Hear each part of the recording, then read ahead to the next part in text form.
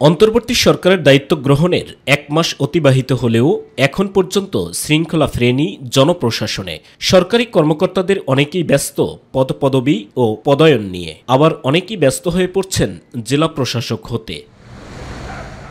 এর জন্য প্রায় প্রতিদিনই সচিবালয় জনপ্রশাসন মন্ত্রণালয়ের সামনে ভিড় করে ক্ষোভ বিক্ষোভ প্রদর্শন করছেন তারা। উপসচিব পদমর্যাদার ৫০ থেকে ৬০ কর্মকর্তা যারা এবারে ডিসি হতে পারেননি, তারা জনপ্রশাসন মন্ত্রণালয়ে গিয়ে বিক্ষোভ প্রদর্শন করেন।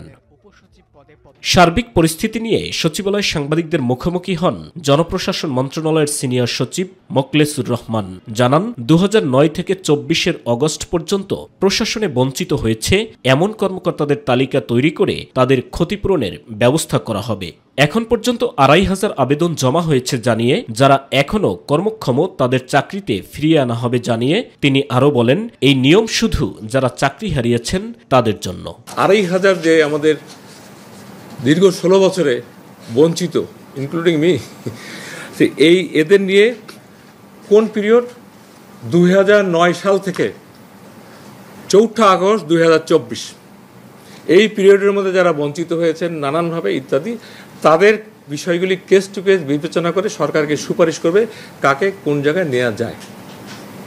এবং এটাকে বলে আমাদের যারা চাকরি চলে গেছেন, চাকরি করে বিদায় নিয়েছেন, শুধুমাত্র তাদের জন্য, যারা চাকরিতে আছেন তাদের জন্য এটা কোনো বিষয় না। পদোন্নতি এবং আর্থিক সুবিধা দিতে সাবেক অর্থ সচিব জাকির হোসেন খানকে প্রধান করে কমিটি গঠন করা হয়েছে বলেও জানান এই সিনিয়র সচিব।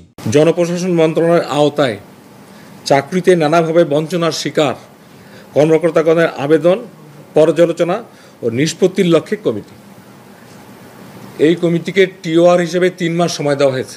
সাইদুর রহমান আবির, মাই টিভি, ঢাকা।